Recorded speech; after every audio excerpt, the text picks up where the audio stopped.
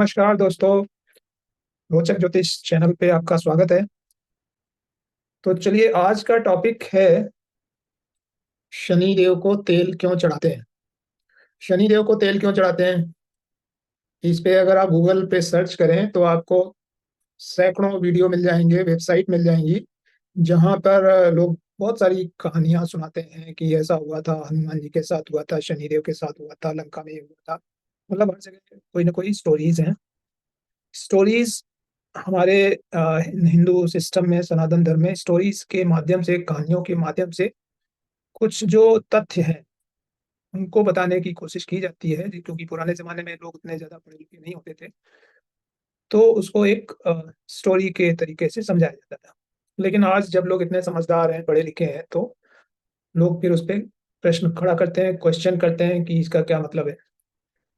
तो आज हम इसी चीज को डिस्कस करेंगे कि शनि देव को तेल क्यों चढ़ाते हैं।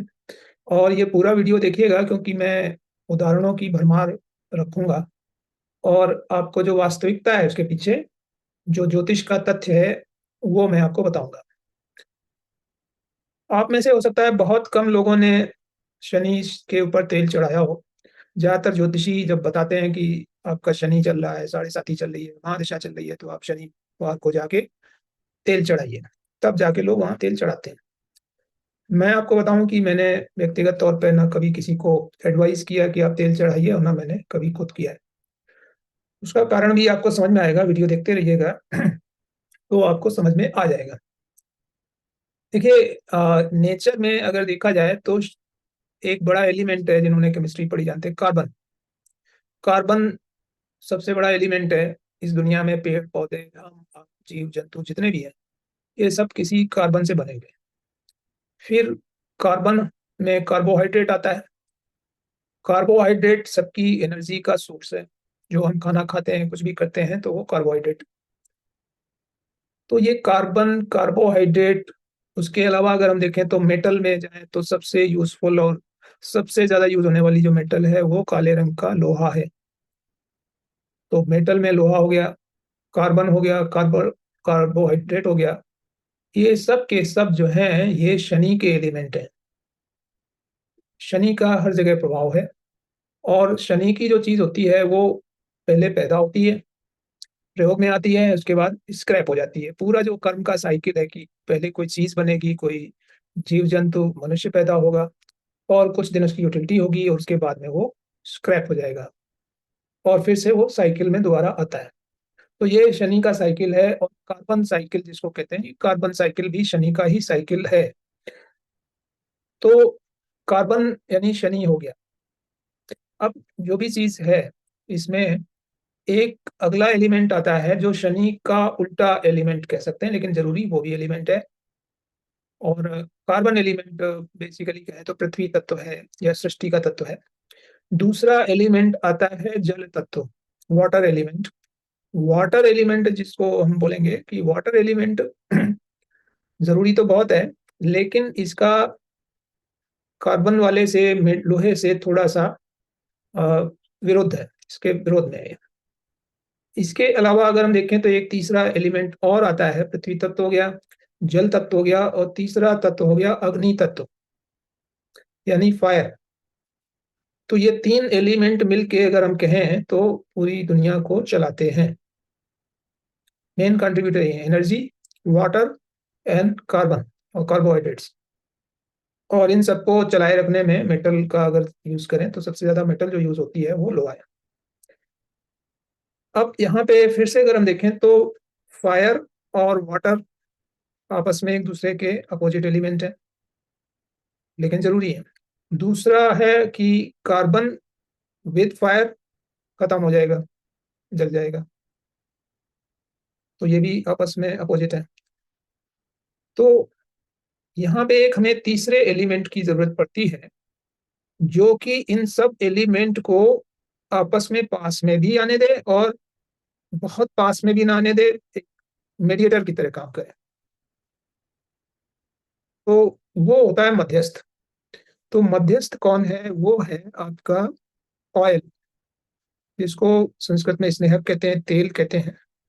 तो तेल का जो गुण है, चंद्रमा का पानी हो गया, शनि में कार्बन आ गया, और फायर में सन या मार्स होंगे। एलिमेंट की बात करें तो सूर्य, मंगल, अग्नि तत्व।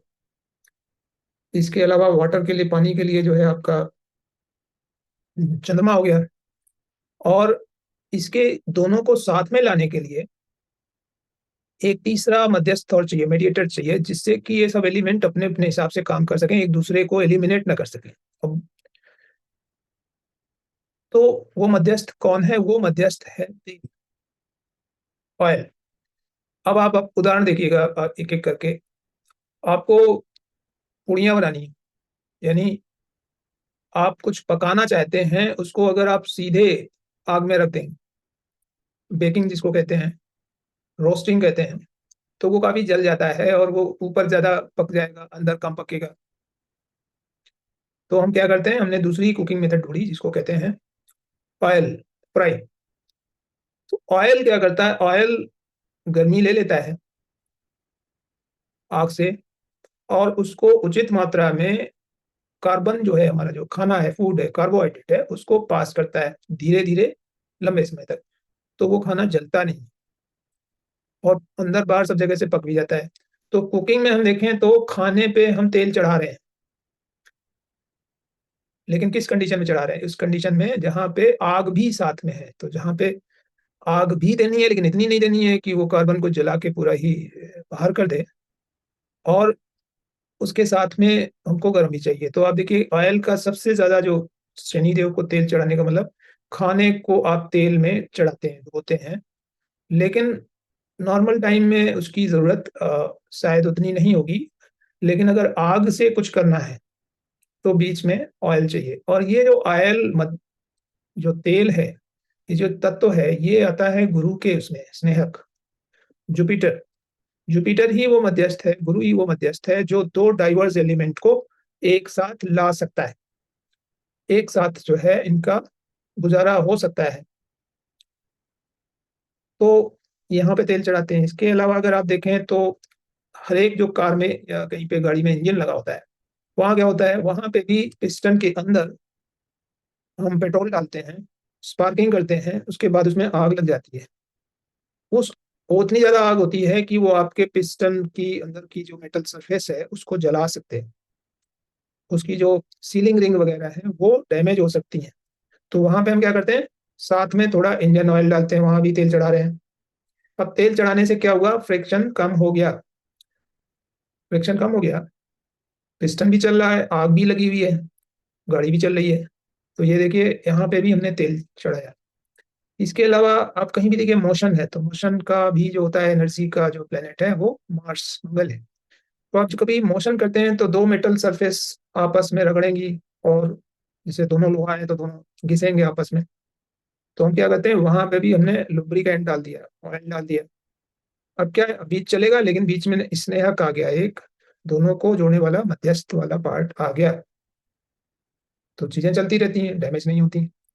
तो आपने देखा कि हम कुकिंग में यूज कर रहे हैं, इसके अलावा हम गाड़ियों में सब जगह लुब्रिकेंट में यूज कर रहे हैं, बहुत जगह पे सिस्टम को चलाए रखने में। और इसके बाद एक और चीज है, जैसे मेटल है, तो लोहा है। अब लोहे के साथ प्रॉब्लम क्या हो, खाली सीधे अगर चंद्रमा के यानी जल के संपर्क में आएगा तो क्या होगा, वो रस्ट हो जाएगा, खराब हो जाएगा। तो हम क्या करते हैं, उसके ऊपर हमने ऑयल में डुबो दिया, या ऑयल की एक परत उसमें डाल दी। अब वो जो मेटल है वो सुरक्षित रहेगी। तो उसके लिए आजकल हमारे पास में ऑयल पेंट है। लकड़ी भी शनि में आती है, डेड वुड। तो लकड़ी की इस फर्नीचर में भी हम क्या करते हैं, पेंट लगा देते हैं। हम लोहे पे भी पेंट लगा देते हैं, जिससे कि वो रस्ट ना हो। तो प्रोटेक्शन का एंगल यहाँ पे भी आ गया कि मेटल या वुड या लेदर को हम पॉलिश करते हैं, जो कि बेसिकली ऑयल का प्रोटेक्शन है, ऑयल का यूज है। तो इनको ऑयल पेंट्स ही बोला जाता है। तो आप देख रहे हैं कि जहां पे भी शनि है, लोहा हो, कार्बोहाइड्रेट हो, कार्बन हो, है ना, इन सब चीजों में लुब्रिकेंट, ऑयल, स्नेहक, तेल, इनका प्रयोग होता है, जिससे कि सिस्टम लंबा चले। तो सिर्फ किसी पत्थर पे या मूर्ति पे अगर आप तेल चढ़ाएंगे तो वो, उससे कोई ज्यादा फर्क नहीं पड़ता है, एक पत्थर है वो वैसे ही रहेगा। तो ये गुरु और शनि का जो तालमेल है, कि शनि की वर्किंग थिंग्स हैं, जिनसे काम चलता है, जिनसे ज़िंदगी चलती है, खाना है, मेटल है, मूविंग पार्ट्स हैं, ये सब में शनि है और इनको चलाए रखने के लिए बीच में हम एनर्जी देते हैं जो कि मंगल या सूर्य से आती है। लेकिन उस सिस्टम को डैमेज ना हो उसके लिए बीच में गुरु का भी इन्वॉल्वमेंट है, वो लुब्रिकेंट के थ्रू होता है, रेगुलेटर के तौर पे होता है। तो ये जब तीनों मिलते हैं मतलब शनि, गुरु, मंगल या सूर्य, तो गुरु इन सब के बीच में एक मध्यस्थ का काम करता है और ऑयल जो है वो एक तरीके से वो गुरु का रिप्रेजेंटेटिव एलिमेंट है। इसलिए जहाँ भी शनि होगा और शनि ठीक से काम करे मंगल सूर्य के साथ रह के उसके लिए बीच में गुरु का होना आवश्यक है। ज्योतिष के हिसाब से फिर सिस्टम लगातार बढ़िया सा चलता है। तो ये जो ऑयल है, ऑयल चढ़ाना ये बेसिकली ये मध्यस्थ का काम करता है। तो असली इसका कारण ये है। अब हम इसको अगर प्रैक्टिकल लाइफ में एक और जगह देखें कि संस्कृत में ऑयल को स्नेहक बोला गया है। शरीर पे तेल मालिश करते हैं, वो भी वही चीज़ है कि शरीर को अगर हम सीधे घिसेंगे हाथ से तो उतना आसान नहीं है। लेकिन हमने ऑयल यूज़ कर लिया, तो काम भी हो जाता है, एनर्जी भी ट्रांसफ़र हो जाती है और उससे जो उसका दुष्प्रभाव है सीधे घर्षण का, फ्रिक्शन का, वो भी खत्म हो जाता है। तो इस तरह से हम समझ सकते हैं कि ये सिर्फ़ ये मुद्दा नहीं कि शनि के नाम पे एक मूर्ति या उसके पत्थर के ऊपर आपने तेल डाल दिया और मामला खत्म हो गया, शनिदेव आपसे प्रसन्न हो गए। आप प्रैक्टिकली देखते हैं जितनी जो लोग घर में खाना बनाते हैं उनको अच्छे से पता है कि हमने खाने को, फूड को कुकिंग ऑयल का प्रोटेक्शन दिया और खाना जलेगा नहीं। इंजन ऑयल में दिया इंजन को तो इंजन खराब नहीं होगा। लोहे के ऊपर मैंने ऑयल पेंट लगा दिया लकड़ी को तो वो रस्ट नहीं होगा। तो हर जगह एक प्रोटेक्शन का एलिमेंट है and the ultimate planet for protection is Jupiter. तो ये जुपिटर में स्नेक आता है। अब इसका एक डेली लाइफ का यूज़ और समझ लीजिए, इसके साथ हम इसको समाप्त करते हैं कि स्नेहक बोला गया है, स्नेह करने वाला, अफेक्शनेट।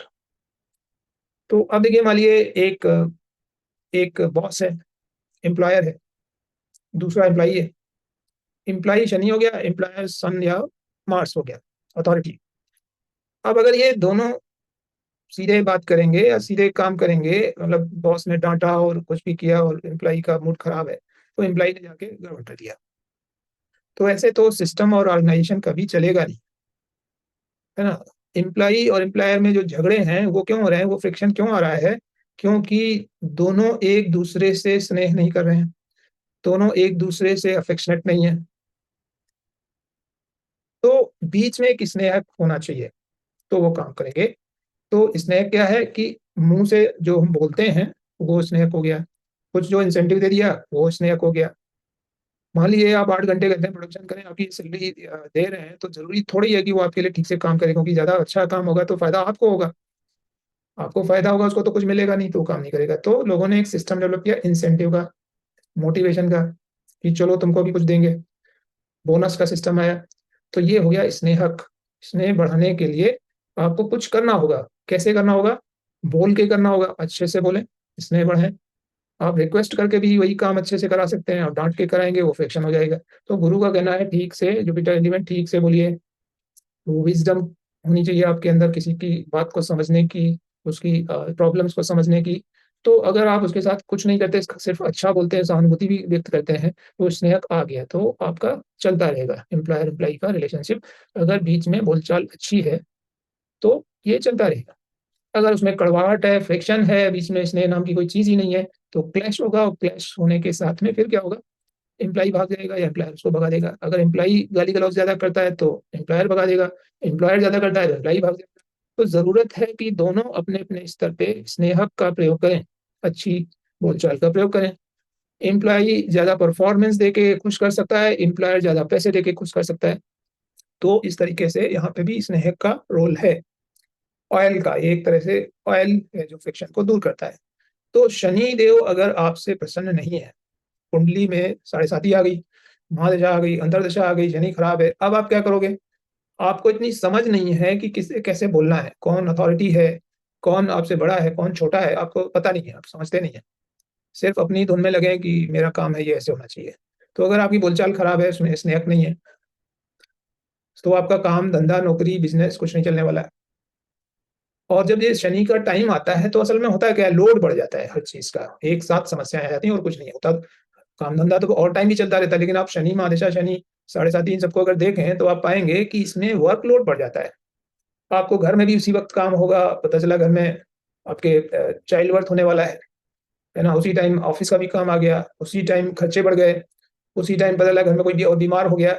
तो एक बाद एक चीज़ तो सब लोग हैंडल कर लेते हैं, लेकिन साढ़े साती, शनि, महादशा वग़ैरह में क्या होता है कि सब चीज़ें एक साथ आ जाती हैं, जो आपके टाइम रिसोर्स, मनी रिसोर्स और पर्सनल रिसोर्स के हिसाब से हैंडल करना मुश्किल हो जाता है, कुछ छोड़ना पड़ता है, कुछ तभी कर पाते हैं। तो ये जो प्रॉब्लम आती है, उसी टाइम में आदमी की बोली में कड़वाहट आ जाती है, वो ठीक से बोलता नहीं है, उससे समस्या और खराब हो जाती है।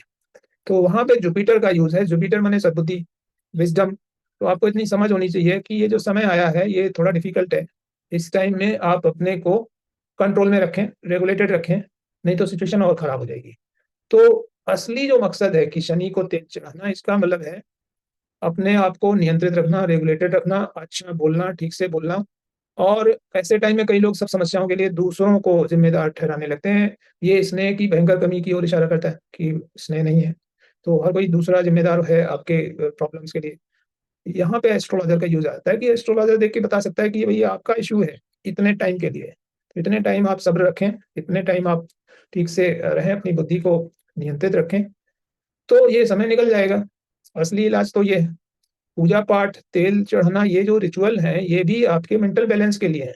लेकिन अगर आप सिर्फ़ उसको रिचुअल की तरह करके चले आते हैं, वहाँ पे गए और करके हर शनिवार को चले आए एक फ़ॉर्मेलिटी करके, लेकिन आपकी आदत में कोई सुधार नहीं है, आपकी विज़न कोई उसी टाइप की है, शॉर्ट साइटेड हैं आप, है ना? आप इतना दूर का समझ नहीं है, तो कोई फ़र्क नहीं पड़ने वाला है उससे, आप चाहे शनि चालीसा पढ़ें, कुछ भी करें। क्योंकि बिना कंडक्ट में चेंज लाए कोई बदलाव नहीं होगा।